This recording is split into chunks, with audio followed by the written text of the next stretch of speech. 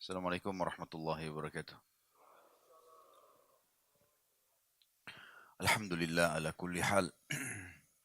Selalu saja lisan kita memuji Sang Pencipta Allah. Bukan cuma di dunia, tapi sampai di akhirat dan di surga insya Allah. Karena kalimat mulia ini Allah subhanahu wa ta'ala jadikan sebagai kalimat mengingatnya di dunia dan juga di akhirat. Sebagaimana ulama sudah sepakat mengatakan satu-satunya ibadah yang tidak terputus di dunia maupun di akhirat sampai ke surga adalah zikrullah. Dan salah satu kalimat yang mulia dari zikrullah ini adalah bersyukur dan berterima kasih kepada Sang Pencipta. Alhamdulillah. Juga kita panjatkan salam hormat kita kepada utusan Sang Pencipta Allah yang paling sempurna di antara kita secara jalur nasab, fisik, ilmu, bahkan pengalaman hidup. Menjadikannya sebagai suri toladan adalah kebahagiaan, ketentraman hidup, kemenangan dari musuh-musuh, dan juga tentu keselamatan di dunia dan juga di akhirat.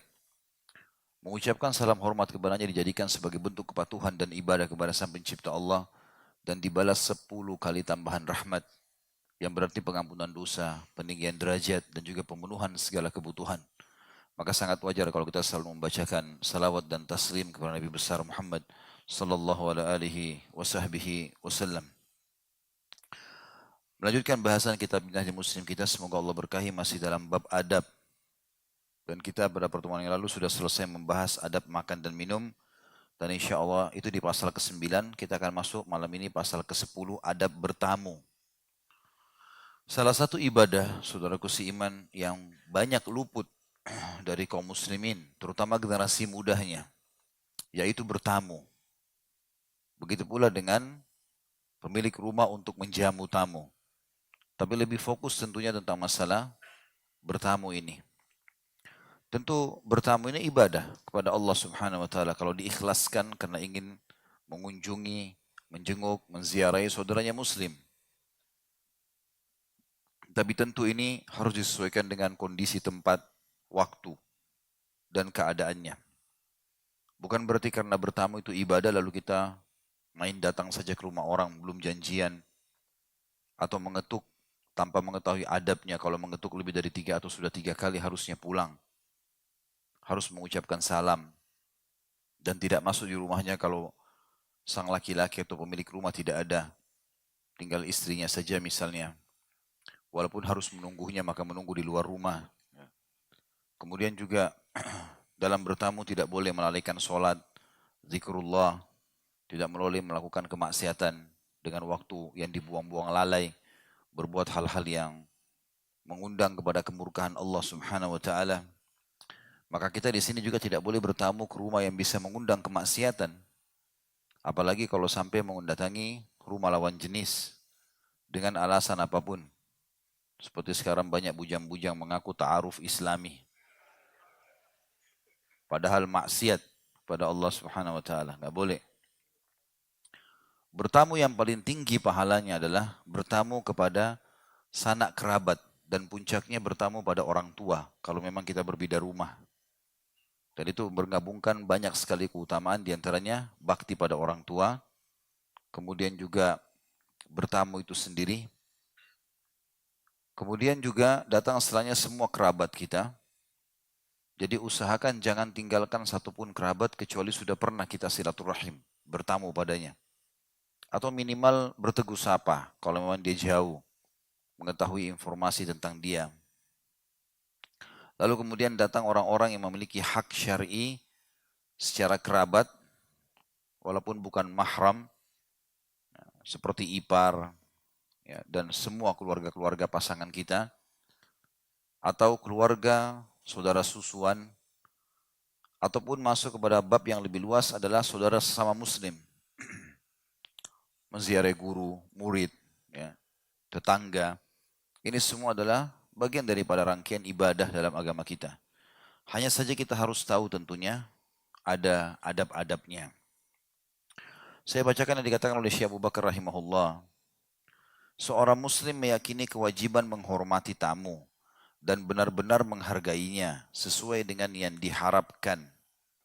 Karena Rasulullah sallallahu alaihi wasallam telah bersabda, "Man kana yu'minu billahi wal yaumil akhir falyukrim dhaifah." Barang siapa yang beriman kepada Allah dan hari kemudian atau hari kiamat, maka hendaklah dia memuliakan tamunya. Hadis ini hadis sahih riwayat Imam Muslim di nomor 2042. Dan makna daripada memuliakan tamu masuk di dalamnya adalah mempersilahkan masuk, menempatkan tempat duduk yang paling nyaman, mengeluarkan makanan dan minuman yang terbaik, bertegur sapa, ya, mendengarkan penyampaian-penyampaiannya tanpa menanyakan kenapa dia datang. Biarkan tamunya menjelaskan. Ada orang kadang-kadang tamunya masih di pagar. Mau apa Pak? Ibu kenapa datang pagi-pagi? Ya. Sudah pertanyaan masih depan pagar. Ini bakhil, pelit. Salah satu adab syar'i adalah memuliakan tamu di sini, mempersilahkannya masuk, berikan tempat yang terbaik, bertegur sapa dengannya, memberikan makanan dan minuman tanpa menawarkan. Apa yang kita punya keluarkan saja. Ada minuman panas, ada minuman dingin. Ada kadang-kadang subhanallah tuan rumah yang faham begitu. Ditaruh di meja sama dia, begitu tamu duduk dikeluarkan minuman dingin, dikeluarkan minuman panas, kuenya beragam macam. Tamunya tinggal pilih.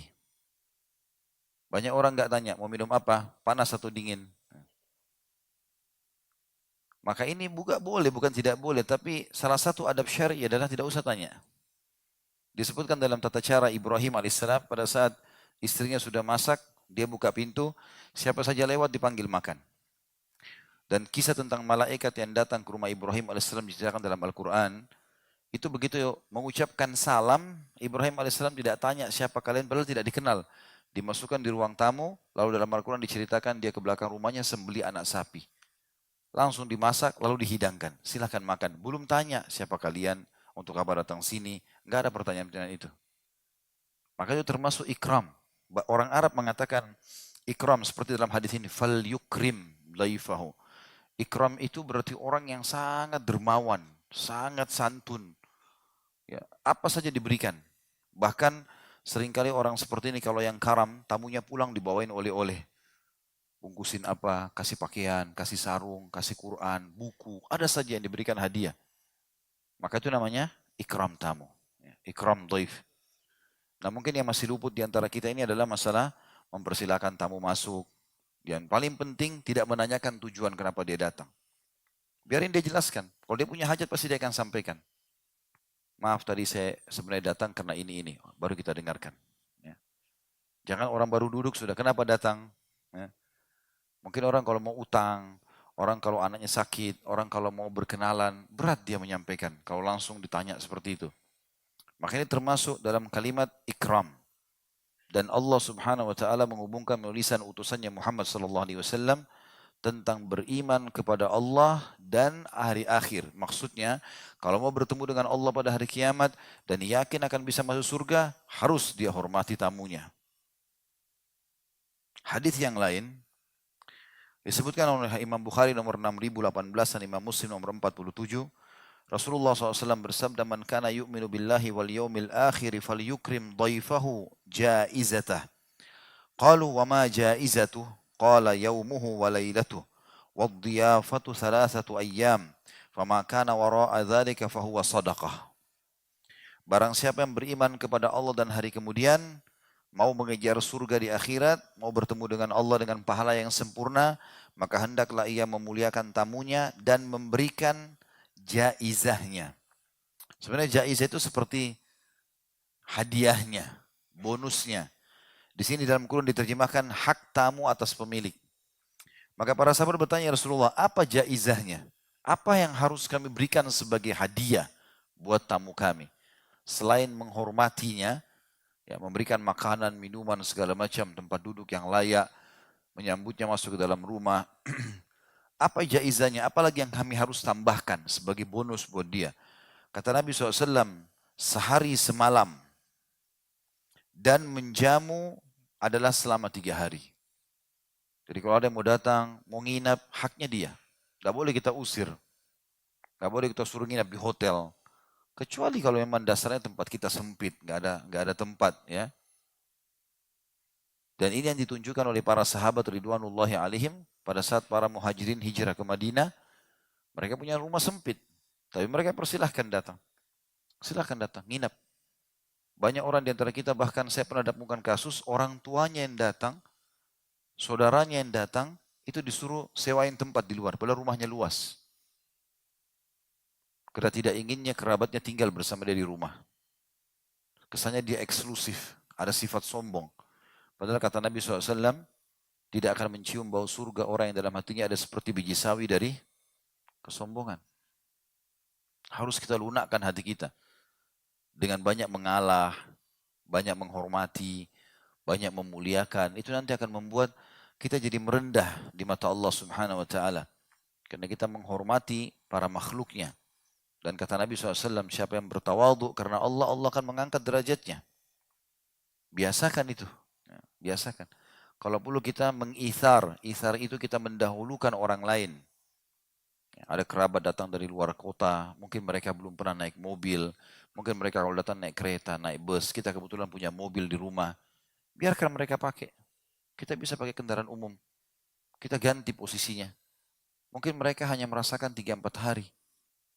Mungkin setelah itu mereka akan pulang. Gitu. Maka ini satu hal yang positif sekali, yang semestinya dilakukan. Dan Nabi SAW menyuruh kita memberikan hadiahnya tamu, dan hak dia adalah minimal sehari semalam. Dia punya hak untuk nginap. Dan kalau mau dijamu pun, yang merupakan kewajiban 3 hari. Lalu kata Nabi SAW, selebih daripada itu, sedekah. Sudah sunnah. Hari keempat, hari kelima, hari keenam. Kalau memang dia suka dengan tamu, Alhamdulillah. Ada saudara yang datang dari kampung, mau tinggal sebulan di Jakarta, silahkan. Ahlan wa sahlan, buah, rumah terbuka.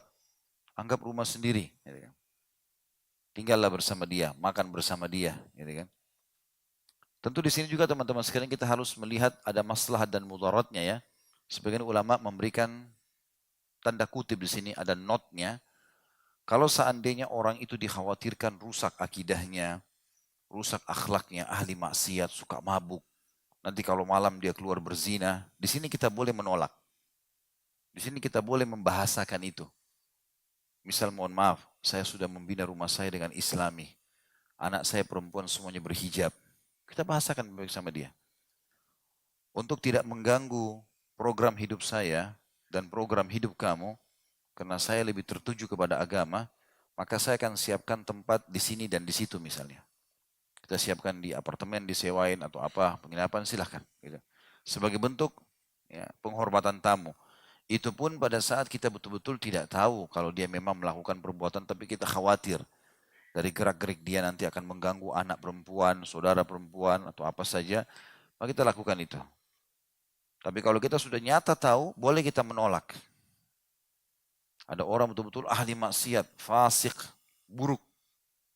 Pasti kalau dia datang ke rumah ini, ngerusak istri kita, ngerusak anak kita. Maka boleh kita mengatakan. Kalau dia mengatakan saya mau nginap, mohon maaf. Kondisi rumah ini betul-betul Islami. Kondisi kamu seperti ini nggak memungkinkan untuk di sini. Karena jangan sampai dia malah mencuri, dia memerkosa, kita nggak tahu. Kalau sampai seburuk itu ya. Tetapi ada namanya dalam Islam, menghakimi seseorang atau menilai seseorang sesuai dengan zahirnya. Sampai dalam bab solat ada namanya sahnya solat di belakang imam majhul hal. Apa itu majhul hal? Nggak jelas statusnya. Orang ini ahli bid'ah kah, ahli syirik kah? Kita nggak tahu. Kita datang ke masjid, dia sudah jadi imam. Maka hukumnya sah solat kita. Kita solat di belakangnya dia. Karena kita nggak tahu. Nah kalau sama tamu, kita kalau nggak tahu, hukumnya hukum zahir, yang kelihatan. Tapi kalau kita sudah tahu buktinya nyata, berbahaya buat kita boleh. Di situ kita membahasakan kalau ini adalah bahaya sekali. Ini diambil daripada dalil-dalil syar'i. Ada hadis Bukhari menjelaskan pada saat ada seorang banci yang duduk di rumah seorang sahabat, lalu bercerita tentang wanita. Jadi banci ini rupanya suka dengan seorang laki-laki, sahabat, untuk mengambil hatinya sahabat ini supaya suka sama dia. Naudzubillah, masalah hukum homoseksual. Maka dia tahu sahabat ini suka dengan wanita gemuk. Dia memancing mengatakan, nanti kalau Allah memudahkan nabinya memenangkan peperangan, membuka kota Taif, 60-70 km dari kota Mekah, nanti ada perang Hunain, ya. Tapi Nabi SAW belum berhasil membuka kota Taif. Dia bilang, kalau Allah membukakan Rasulnya kota Taif, maka saya akan tunjukkan kamu kepada wanita yang perutnya terlipat 8. Artinya gemuk sekali. Kamu pasti akan suka. Dia niatnya si banci ini ingin menarik hatinya sahabat ini supaya suka sama dia. Begitu Nabi SAW dengar, apa kata Nabi SAW? Keluarkan orang ini dari Madinah. Bukan dari rumah sini, dari Madinah. Nggak boleh ada di sini. Karena mengganggu. Nanti fitnahnya dia akan besar. 1-2 orang tidak terpengaruh, lama-lama yang lainnya terpengaruh. Dijadikan bahan olokan, tertawa, akhirnya dianggap oke-oke saja, nggak masalah dari sebelah kita. Gitu kan? Berbahaya sekali.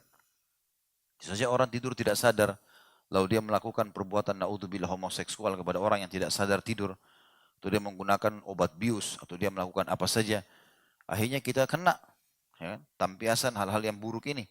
Ya, ini berbahaya sekali. Maka dalilnya sangat jelas bagaimana Nabi SAW bukan cuma sekedar mengeluarkan dari rumah sahabat itu, tapi menyuruh mengeluarkan dari Madinah. Karena ini penyakit, ini bahaya. Gitu kan? Seperti itulah kurang lebih. Kata beliau, maka dari itulah seorang muslim berpegang teguh kepada adab-adab berikut ini dalam masalah pertemuan. Yang pertama yang harus diperhatikan adalah undangan pertemuan. Ini sub bahasan kita dari adab bertamu. Dan dalam undangan pertemuan ini ada beberapa poin lagi yang harus diperhatikan, kurang lebih ada 4 poin. Yang pertama, hendaknya mengundang orang-orang yang bertakwa untuk bertamu.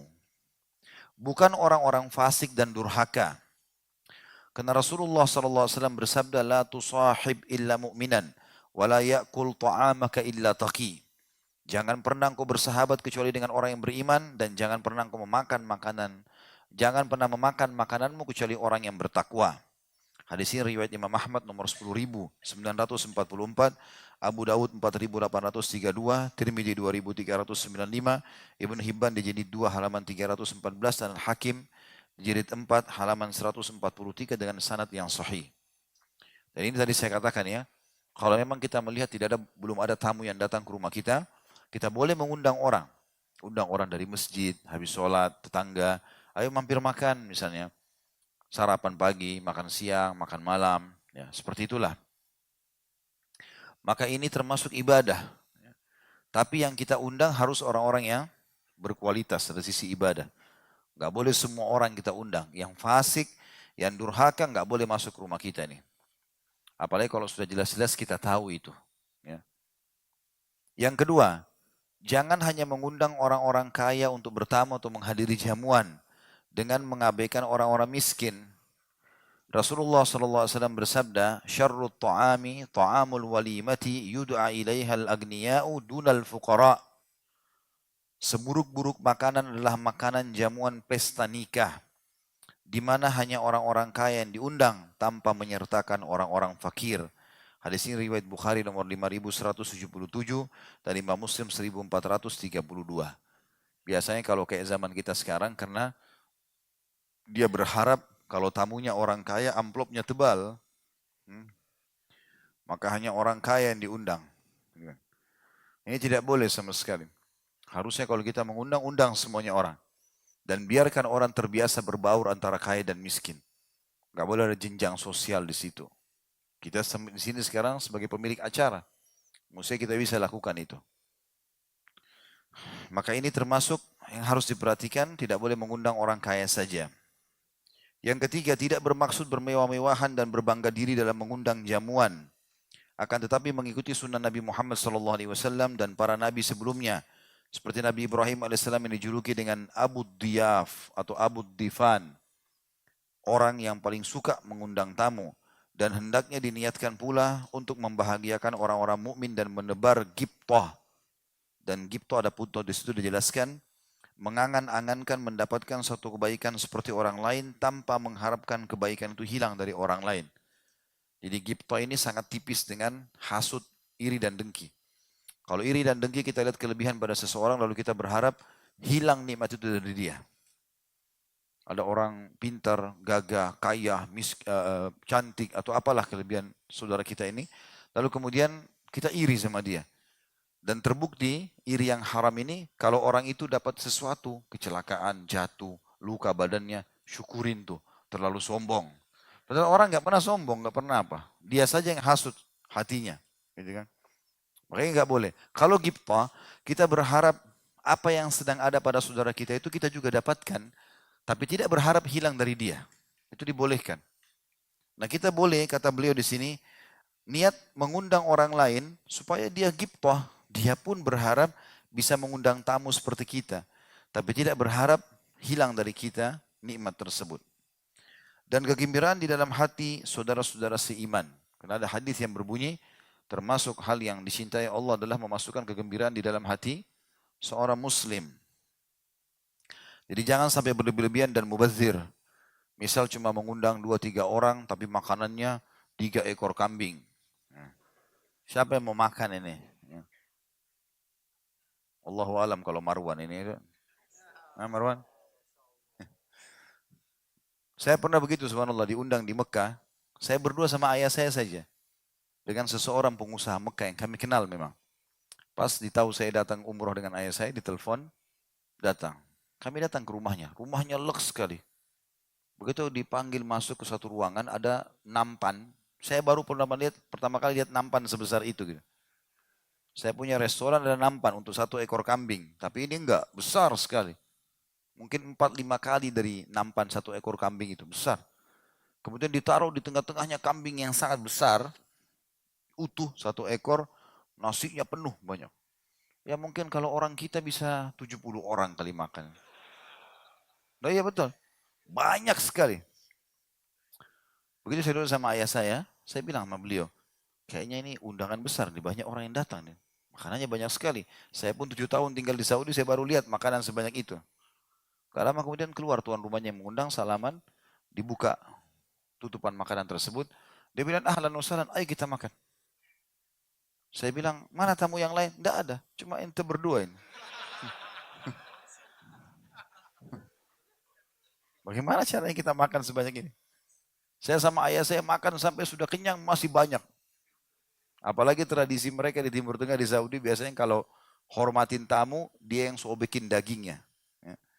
Jadi kalau antum satu waktu diundang, kan banyak juga orang kita Indonesia yang akhirnya mungkin punya kerabat dulu zaman sebelum kemerdekaan tinggal di Saudi punya warga negara. Biasanya tradisi mereka sudah ikut tradisi Saudi ya. Jadi jangan heran kalau pas lagi makan dia sobek pakai tangannya daging itu dilemparin ke kita. Itu penghormatan. Kalau di Indonesia dilemparin.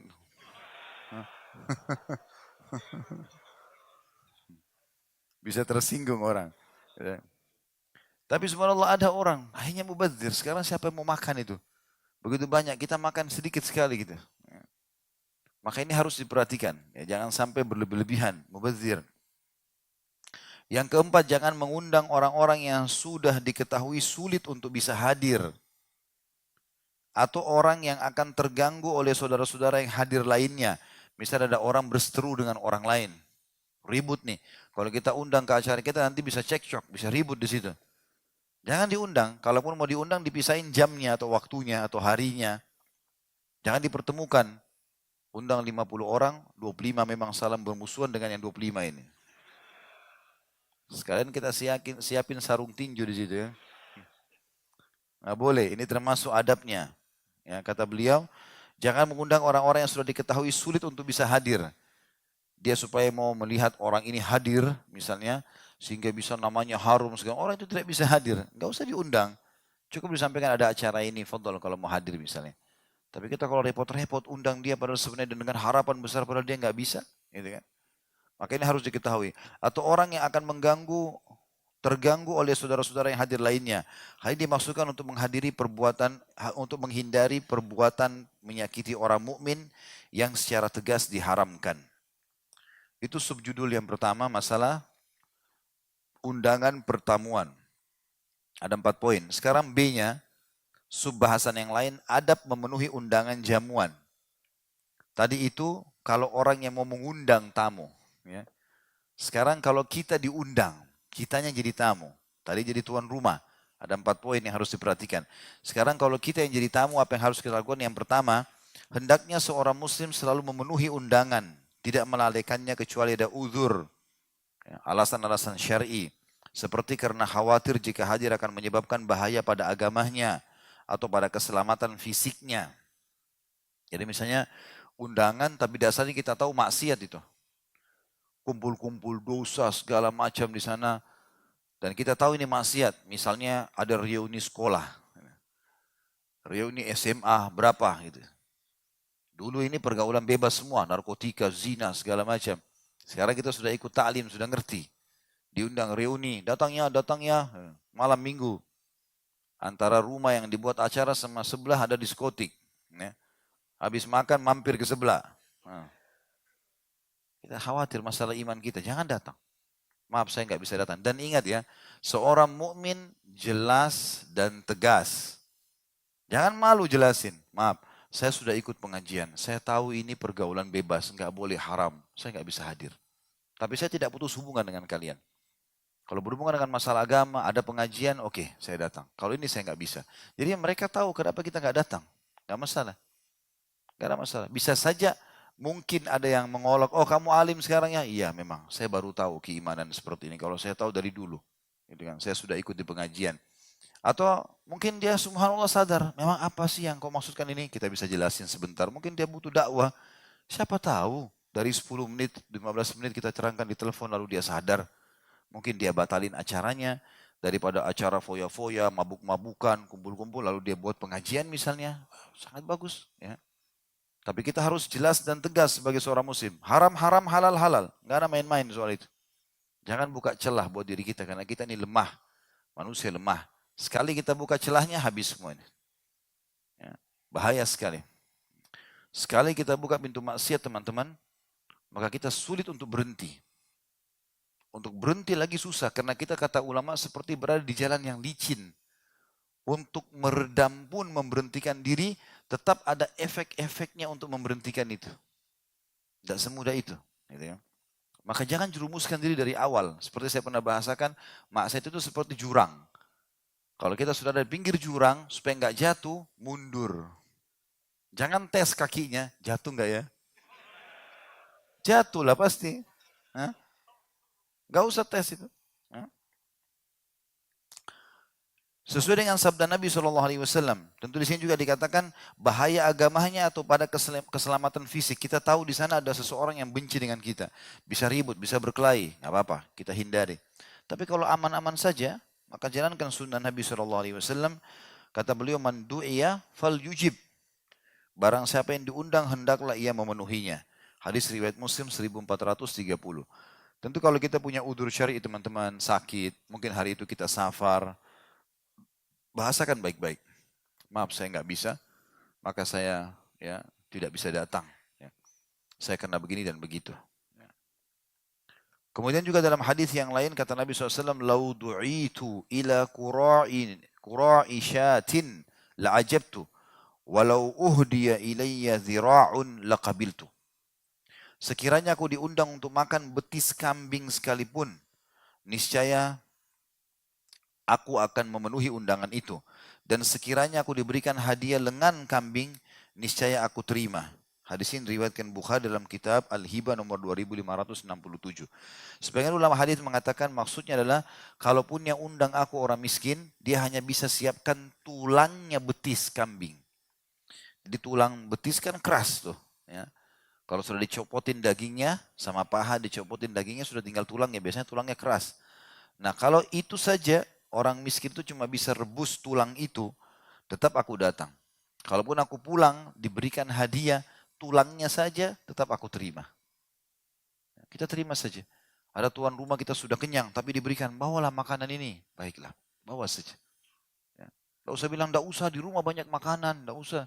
Bawa saja. Kita nanti masalah, kita berikan kepada sapam, berikan kepada orang miskin di jalanan. Itu nggak ada masalah, yang penting kita sudah terima. Karena menerimanya adalah sebuah ibadah. Menggembirakan seorang muslim. Ya. Yang kedua, pada saat kita menjadi tamu, hendaknya tidak membeda-bedakan antara orang fakir atau orang kaya dalam memenuhi undangan. Jangan karena ini orang kaya kita datang, ini orang miskin kita nggak datang. Karena tidak memenuhi undangan orang fakir itu mengecewakan hatinya. Di samping hal itu mengandung unsur kesombongan atau gengsi. Padahal sombong itu sangat tercelah. Di antara riwayat tentang memenuhi undangan orang fakir adalah bahwasanya Al-Hasan bin Ali radhiyallahu anhum ajma'in pernah berjalan melewati sejumlah orang-orang miskin. Mereka menggelar makanan di atas tanah. Dan ini kebetulan dalam riwayat dikatakan di pinggir jalan. Pada saat itu mereka sedang makan. Maka mereka berkata pada Al-Hasan radhiyallahu anhu, mari makan siang bersama kami wahai putra dari putri Rasulullah sallallahu alaihi wasallam. Maka beliau pun menjawab, iya, sesungguhnya Allah tidak mencintai orang-orang yang sombong. Lalu beliau turun dari bagal atau peranakan kuda dengan keledai, tunggangannya kemudian makan bersama mereka. Yang ketiga, hendaknya di dalam memenuhi undangan itu tidak membeda-bedakan antara yang jauh dan yang dekat. Dan jika ada dua undangan, maka seharusnya ia memenuhi undangan yang pertama dan meminta maaf kepada pengundang yang belakangan. Maaf, waktu itu saya ada jadwal, saya terlanjur diundang, saya nggak bisa. Bahasakan dari awal itu. Yang keempat, tentu juga kita perlu tahu teman-teman ya, sekarang di poin kedua ini dan poin ketiga, kalau seandainya kita mendatangi orang yang selevel dengan kita secara ekonomi, secara pendidikan, atau bahkan mungkin kita lebih dimuliakan oleh mereka, karena jenjang pendidikan misalnya, karena kelebihan fisik lah, kelebihan ekonomi misalnya. Maka kita kalau bertamu di mereka, kita dihormati. Malah kita jadi mulia. Tapi kalau kita memilih rumah seorang yang kaya raya, kebetulan saja undangan disebarkan karena memang dia pemilik perusahaan, semua pegawai diundang. Mungkin juga kalau masuk tidak ada pegawai yang ditegur sama dia. Nah, kita walaupun punya kelebihan fisika, ekonomika, tetap saja kita merasa tidak dihormati. Kenapa harus kita dahulukan yang itu daripada yang tempat yang mungkin kita bisa lebih nyaman ngobrol, lebih nyambung, ya, lebih menggembirakan saudara muslim, itu jauh lebih baik. Ya. Yang keempat, hendaknya jangan tidak memenuhi undangan karena alasan berpuasa, akan tapi segera menghadirinya. Jika tuan rumah yang mengundang itu akan sangat bahagia bila yang diundang makan, maka hendaklah ia berbuka, membatalkan puasanya. Ini kalau puasa sunnah ya. Kalau puasa, Allahu a'lam. Nah, sebab membahagiakan hati seorang mukmin itu termasuk takarrub atau ibadah kepada Allah. Dan jika tidak, hendaknya mendoakan kebaikan bagi tuan rumah. Jadi maksudnya kalau dia lagi puasa, dia melihat, ayo makan yuk, maaf saya lagi puasa. Ya, saya sudah masakin. Ya udah, kita lihat memang dia mau kita berbuka puasa. Ya udah kita buka puasa. Baiklah, saya batalkan nggak masalah. Asal puasa sunnah ya. Tapi jangan desak-desak dia. Kamu bilang dong, bilang batal. Hah? Kalau kamu bilang, ayo batalin, saya batalin nih. Ya. Dasarnya nggak niat puasa itu ya. Dan jika tidak, hendaklah dia mendoakan kebaikan. Maksudnya kalau dia juga, misalnya dia mengatakan maaf ya saya lagi puasa. Oh iya, Tuhan Tuhan bilang mengatakan maaf lah. Dia tidak desak kita. Ya sudah nggak usah. Tetap aja puasa, nggak ada masalah. Jalankan puasa itu. Sebagaimana sabda Nabi SAW, "Idza du'iya ahadukum falyujib, fa in kana sha'iman falyusalli, wa in kana muftiran falyat'am." Apabila salah seorang dari kalian diundang, maka hendaklah ia memenuhinya, tetap datang.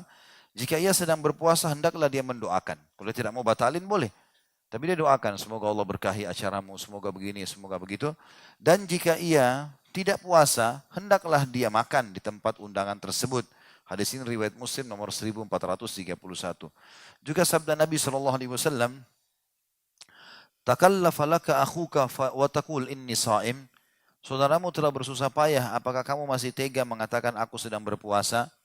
Tentu ini riwayat, tapi tidak disebutkan dari mana riwayat ini ya. Kalau riwayat sebelumnya tadi yang Nabi SAW berikan pilihan, kalau bertahan puasa bisa, kalau batal buka puasa juga nggak masalah.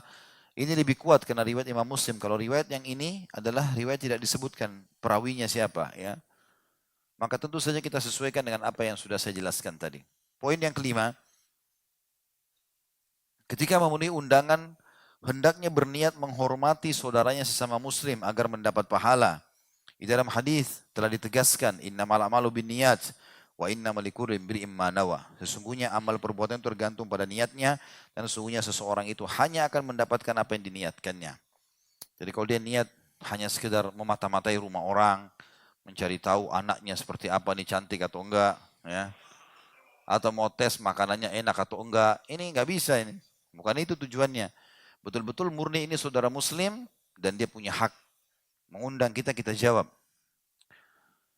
Dikatakan dengan niat yang baik maka amal atau perbuatan yang hukumnya mubah bisa berubah menjadi satu kebaikan yang berpahala. Terakhir teman-teman sekalian, adab menghadiri undangan. Yang pertama, hendaknya tidak terlambat datang agar tidak membuat mereka gelisah. Dan juga tidak tergesa-gesa untuk datang agar tidak membuat mereka kaget karena belum siap. Hal ini dapat mengganggu mereka. Ya. Jadi kita datang on time, jam 7 diundang. Ya sudah, kita datang jam 7. Kita datang sebelumnya, kita tunggu di luar. Jangan sengaja intip-intip depan pintu kalau saya sudah muncul. Ya. Tidak usah tunjukkan. Siapa tahu mereka masih belum siap. Mungkin masih butuh ini, butuh itu, segala macam ya. Yang kedua, apabila memasuki ruangan majelis hendaknya tidak mengedepankan diri, akan tapi hendaknya bersifat tawadhu atau rendah hati. Apabila tuan rumah mempersilakan duduk di satu tempat, maka duduklah di situ dan jangan meninggalkannya. Termasuk adab bertamu teman-teman yang belum disebutkan di sini. Kalau kita bertamu, kita ucapkan salam, sudah dijawab salam pun jangan masuk dulu. Kalau tuan rumah sudah, karena salam, jawabannya juga jawab salam. Belum ada persilakan masuk. Kalau dikatakan silakan masuk, berarti itu jawaban untuk melangkah masuk. Itu pun kata ulama belum boleh duduk. Baru dipersilakan masuk. Masuk depan pintu, tunggu dulu. Jangan buru-buru duduk, karena bisa saja di antara sofa yang sudah disiapkan, mungkin ada sofanya tuan rumah di situ. Kita nggak tahu. Ya. Ada kan biasa begitu rumah, mungkin dia 2, 3, 1, yang satu biasanya tuan rumahnya duduk di situ. Kalau kita buru-buru duduk di situ, mungkin tuan rumahnya nanti terganggu. Dia biasa hormati tamu di situ. Dia juga nggak enak mau suruh kita pindah, gitu kan. Jadi tunggulah dulu. Atau mungkin terbalik, mungkin memang kondisi kursi itu baik sekali kalau orang tidak tergesa-gesa. Mungkin tidak nyaman didudukin, mungkin ada kencing anaknya, mungkin perlu dilap, mungkin perlu dibersihkan, mungkin dia masih baru bilang silakan masuk. Kalau dia lebih dulu datang, dia periksa kursinya, oh ternyata sudah layak, silakan duduk di sini. Maka kita duduk di tempat yang dianjurkan. Yang ketiga, hendaknya segera menghidangkan makanan untuk tamu, karena segera menyuguhkan hidangan itu pertanda memuliakannya. Rasulullah SAW telah memerintahkan kita untuk memuliakan tamu, sebagaimana sabda beliau, "Man kana yu'minu billahi wal yawmil akhir falyukrim dhaifa." Barang siapa yang beriman kepada Allah dan hari akhir, maka hendaklah ia memuliakan tamunya. Hadis ini riwayat Bukhari 6018 dan Imam Muslim 47. Karena ada orang kadang-kadang ditunda-tunda, ya, makan itu sampai akhir dengan alasan nanti tamunya pada pulang. Nah, tujuannya kita kasih makan. Setelah makan orang mau duduk-duduk, kalau orang mau pulang ya sudah. Yang keempat, hendaknya tidak segera mengangkat atau menarik kembali makanan sebelum mereka benar-benar tidak mengambilnya. Dan semua yang hadir benar-benar selesai makan. Kita boleh menambah lagi makanan, tapi jangan buru-buru diangkat, dikosongin. Orang masih antri sudah diangkat semua. Ya. Jadi nggak boleh. Yang kelima, hendaknya menghidangkan makanan untuk tamu secukupnya, karena menyedikitkan itu menodai wibawa dan kehormatan diri. Sedangkan berlebih-lebihan adalah sikap memaksakan diri dan ada unsur pamernya. Kedua sikap ini semuanya tercela. Jadi kita tahu misalnya kalau kita undang 40-50 orang, kita beli porsi misalnya untuk 60-70 orang, dilebihkan sedikit. Tak usah kita beli terlalu banyak sehingga mubazir ya. Jangan juga nanti mengatakan, oh di catering ini saya undang 50 orang, sudah saya pesan 40 aja, biasanya cukup kok. Ini juga mencoreng akhirnya. Kalau nggak cukup gimana gitu kan. Maka lebihkan, tapi tidak ada mubazir, tidak juga perhitungan atau pelit. Yang keenam, apabila seorang muslim menginap sebagai tamu di rumah seseorang, hendaknya tidak lebih dari 3 hari. Kecuali jika orang yang ditamuin atau tuan rumah memaksanya untuk tinggal di rumahnya lebih dari itu. Dan apabila ia hendak keluar atau pulang, hendaknya berpamitan terlebih dahulu.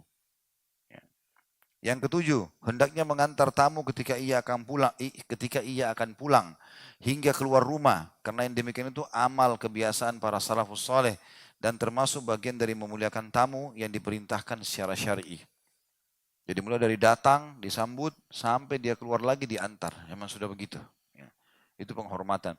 Termasuk juga kalau makan, itu ada adab dalam syariat sebagaimana sudah kita jelaskan dalam masalah makanan dan minuman kemarin.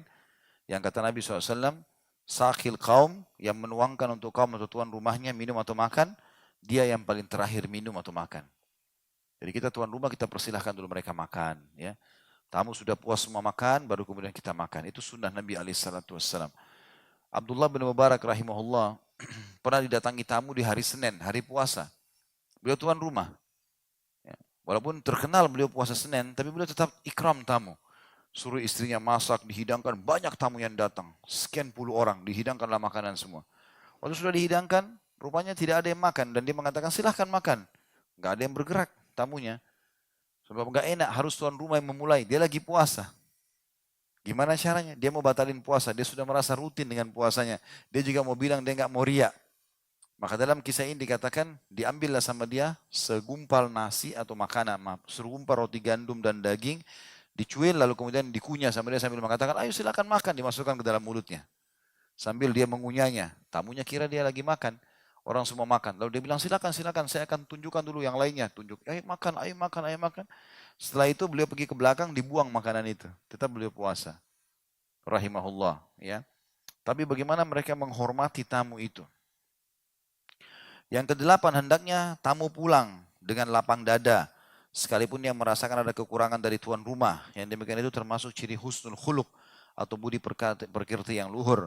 Yang dengannya seseorang bisa mencapai derajat orang-orang yang rajin berpuasa dan selalu sholat malam. Tentu saja ada hadis yang berbunyi itu ya. Sesungguhnya kata Nabi SAW dalam hadis Bukhari Muslim, orang yang memiliki akhlak yang mulia bisa mencapai derajatnya orang yang setiap hari puasa dan setiap malam sholat malam. Akhlak yang mulia itu luar biasa. Sampai waktu Ummu Salamah bertanya, ya Rasulullah, sama siapakah wanita ya kalau dia menikah dengan dua laki-laki di akhirat nanti? Karena Ummu Salamah punya suami pertama Abu Salamah, laki-laki soleh, sahabat, tapi suami keduanya Rasulullah SAW. Dia cuma nggak enak mau tanya, ya Rasulullah, apakah saya sama anda nanti di akhirat? Dia mengatakan, ya Rasulullah, kira-kira wanita akan sama siapa kalau dia menikah dengan dua suami? Kata Nabi SAW, dengan yang paling sempurna akhlaknya, hai Ummu Salamah. Maka Ummu Salamah tersenyum, tahu kalau Nabi SAW lebih baik akhlaknya daripada Abu Salamah. Lalu kata Nabi SAW, wahai Ummu Salamah, sungguh akhlak yang mulia menembus derajat yang tinggi di surga. Budi pekerti yang baik itu menembus. Ya. Jadi ibadah-ibadah mungkin yang tidak bisa dijangkau dengan sholat malam, bisa didapatkan dengan akhlak yang mulia. Itu yang dimaksud oleh perkataan beliau di poin 8. Yang terakhir adalah yang kesembilan, hendaknya setiap muslim mempunyai 3 ruang tidur. Kalau dia punya kelapangan, 3 kamar, yang satu untuk dirinya, yang satu lagi untuk keluarganya, dan yang ketiga untuk tamu. Lebih dari itu sebenarnya dilarang kalau seandainya tidak diperlukan. Misalnya ada orang di rumahnya 20 kamar, dia cuma berdua, gitu kan, kosong. Sebab Rasulullah SAW bersabda dalam riwayat Muslim nomor 2084, firashun lirrajul, wa firashun lilmar'ah, wa firashun liddaif, warrabi'u lisyaitan.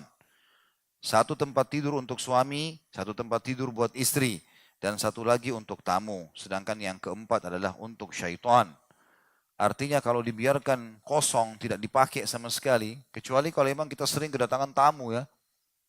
Saya ingat dulu subhanallah, rumah kakek saya di Makassar, kebetulan di dekat pelabuhan. Semua dulu jemaah haji, saya dengar kisah begitu, dari diceritakan oleh orang-orang tua kami dulu. Kalau jemaah haji datang dari Ambon, dari Manado, dari mana-mana Sulawesi, Palu, datang mau embarkasinya dari Makassar pergi haji, pasti mereka mampir ke rumah. Makanya rumah itu besar sekali. Saya masih ingat dulu 4 lantai, banyak kamarnya, sekian banyak. Saya biasa pindah-pindah dari kamar-kamar itu. Waktu masih kecil sering bermain di situ. Maka saya lihat memang kamar itu tidak ada yang diam, berfungsi semua. Jadi kalaupun banyak, dipakai itu lain. Yang dimaksud ini ada orang rumahnya karena kaya raya besar, sampai mungkin setahun, 2 tahun kamar itu nggak pernah ada yang huni. Gitu kan. Makanya tidak ada gunanya. Untuk apa? Gitu. Untuk apa seperti itu? Maka lebih baik tentu dia hindari sebagaimana hadis Nabi SAW. Begitu saja insya Allah bahasan kita teman-teman sekalian. Semoga majelis kita diberkahi oleh Sang Pencipta Allah dan dijadikan sebagai tambahan amal kita pada hari kiamat. Semoga seluruh amal yang pernah kita kerjakan, yang sedang kita kerjakan dan akan kita kerjakan sampai menjelang ajal datang nanti diterima dengan pahala yang sempurna. Dan semoga seluruh dosa yang pernah kita kerjakan, baik itu kecil ataupun besar, sengaja tidak sengaja, samar ataupun nyata, semuanya diganti dengan kemahamuran Allah menjadi pahala. Selalu kita doakan Indonesia menjadi negara yang aman, tentram, damai, seluruh umat Islam di bawah naungan ukhuwah Islamiyah, diangkat perselisihan di antara mereka dan dalam masalah ibadah mereka kembali kepada wahyu Al-Quran dan Sunnah. Dan semoga seluruh utang negara ini dihunasi oleh Allah dengan kemahamurahannya, dengan dimudahi dan diberkahkan semua itu. Dan semoga selama Indonesia ada jaya sampai hari kiamat nanti diberikan pemimpin muslim yang adil, yang kembali kepada Al-Quran dan Sunnah. Dan semoga menjadi contoh bagi negara-negara yang lain. Selalu kita doakan saudara kita di Palestina, di Syria, di Yaman, di Irak, di Myanmar, di Ahsa, dimanapun mereka berada yang sedang tertindas, semoga Allah ikhlaskan niat mereka, terima para syuhada mereka, mudahkan Islam di tangan mereka dan tangan kita semua, dan semoga Allah ikut sertakan kita bersama mereka di pahala, baik dengan doa, dengan harta juga dengan jiwa kita, dan semoga Allah dengan kemahamurahannya menyatukan kita semua hadir di masjid ini, dan juga yang mengikuti acara kita live, ataupun yang mengulangi ceramah-ceramah ini sampai kapanpun selama Allah mudahkan masih ada, semuanya disatukan di surga firdausnya tanpa hisab, mana yang disatukan di majlis ilmu yang mulia ini. Wassallallahu nabiyana Muhammadin walhamdulillahi rabbil alamin. Subhanakallahumma bihamdika asyhadu an la ilaha illa anta astaghfiruka wa atubu ilaik. Wassalamualaikum warahmatullahi wabarakatuh.